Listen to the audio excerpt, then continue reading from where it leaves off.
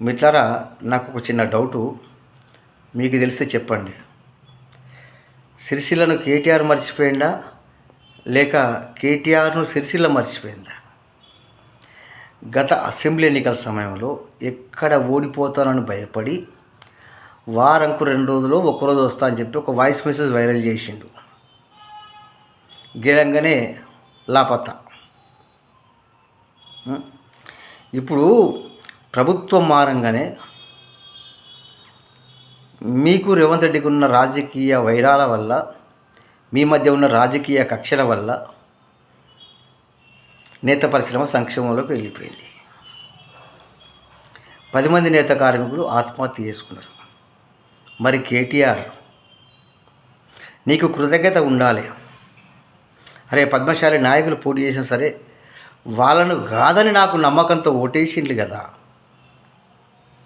అని సిరిసిల్ల లోపలనే ఉండి 24 అవర్సు సిరిసిల్ల ప్రజలకు అందుబాటులో ఉండాలి, వాళ్ళకి ఇబ్బందులు రాకుండా చూడాలి. కానీ ఎప్పటి చిప్ప ఎన్నికల కన్నట్టే నమ్మిన పద్మశాలి సమాజాన్ని మోసం చేస్తేవి.